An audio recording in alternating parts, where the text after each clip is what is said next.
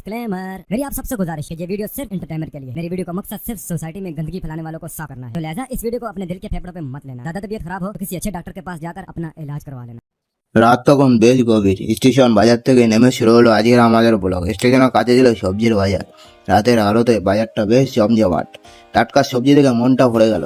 একটু বাজারে কাকুদের সাথে একটু কথা বললাম। পুরোনো বাজারটা ভেঙে যাওয়ায় নতুন বাজারের বেচাকেনা কেমন চলছে জানতে চাইলাম। কাকুদের তো বড্ড মন খারাপ। কাকুরা জানালেন অবস্থা খুব একটা ভালো না। আর যারা আমাদের বাজারে আসতে চান তাদের জন্য বলে দিলাম টিকিট কাউন্টারের পেছনেই আমাদের এই বাজার।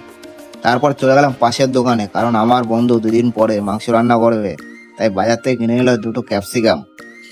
তো ক্যাপসিকাম দুটো নিয়ে হাতে দাঁড়িয়ে আছে। আমি বললাম ক্যাপসিকাম দিয়ে কি করবি রে? বললো দুদিন পরে মাংস, শুধু মাংস, তার সাথে কিছু হবে না? ঠিক আছে, গামলার মধ্যে রাখ, রেখে ওটা পরে চাপা।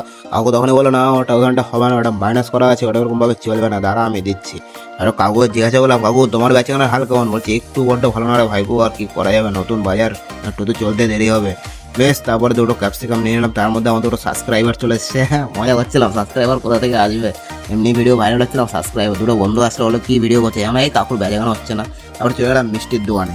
দোকানের এক পাশে দেখলাম একজন কারিগর কি সুন্দর মিষ্টি বানাচ্ছে। তার হাতের কাজ দেখে আমি তো অবাক।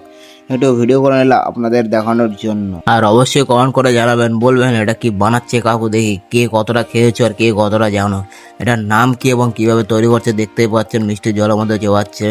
এবার খেতে খুব টেস্ট, কিন্তু কারা কারা দেখেছেন, কারা কারা খেয়েছেন অবশ্যই আমাকে কমেন্ট করে জানান। এরপর সাইকেল নিয়ে চললাম বাড়ির দিকে, কিন্তু কপালটা দেখো কি আর করা যাবে, সাইকেলটা তো নিয়ে এসেছিলাম বাজারের ভেতরেই। তাই ছোটোবেলায় শক্তিমান দেখতাম, তাই কী হলো, শক্তিমান আর শক্তি না দেখালে হয়, তাই দু হাত করে তুলে নিয়ে গেলাম সাইকেলটা।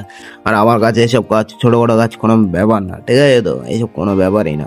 তো চললাম এবার সাইকেলটা নামে এবার সামনের দিকে রওনা দিলাম, কারণ সামনের দিকে যেতে হবে, ব্রিজ থেকে সাইকেলটা নামাতে হবে। কোথায় আছে, কষ্ট করলে ফল অবশ্যই পাবে। আমাদের রেলগেটটা অনেক দূরে, তাই ভাবলাম একটা শর্টকাট মেরে নিই। কষ্ট করলাম, অনেক রাস্তা কম করতে হলো, তাই এবারে চলে আসলাম। এবারে চলেই দেখছি মাছের দোকানে যেতে হবে, তাহলে দেখতেই পাচ্ছ ঝটপট করে চলে আসলাম মাছের দোকানে। মাছের দোকানে দেখতে পাচ্ছি ওখানে শঙ্কর মাছ কাটা হচ্ছে, ওখানে দেশি মাছ রয়েছে। আর দেশি জলের মাছ বন্ধুরা দেখলে পরে কিনতে ইচ্ছে হয়, এটা না খেলে হয়। তাহলে দেখতে পাচ্ছি এখানে ছোটো ছোটো কই মাছ রয়েছে। আরও দেখাচ্ছি তোমাদের মাছগুলো, জাস্ট দেখতে দেখো কত রকম মাছ তুলেছে আজকের। এখানটা কত রকম মাছ আছে, দেখো শিঙি মাছ আছে এখানটায়, আর এখানটায় আছে শোল মাছ। আর একটা আমরা শিঙি মাছ নিয়েও বলে শিঙি মাছটা ওকে ধরতে বলেছি। সে দেখো খালি কতটা সময় লাগে, আর ধরতেই পারছিল না।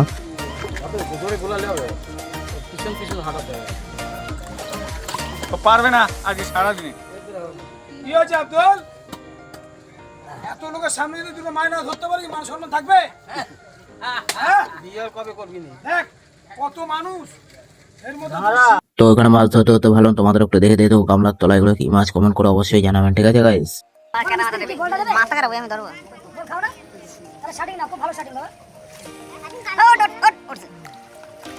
আবার দিল ফেলা গেছে, এই ঝুড়ি নিয়ে শিখাই যাই সার্ভিস। এটা বাগার, এটা বাগার 400 টাকা কেজি।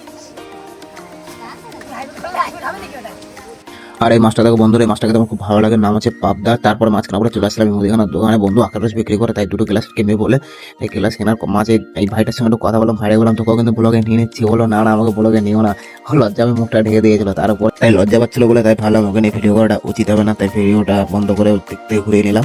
আর আমাদের মুদিখানা বাজারটা এই পর্যন্ত আজকে শেষ। এরপর সাইকেল নিয়ে রওনা দিলাম বাড়ির দিকে। রাতের অন্ধকারে সাইকেল চালাতে বেশ লাগছিল।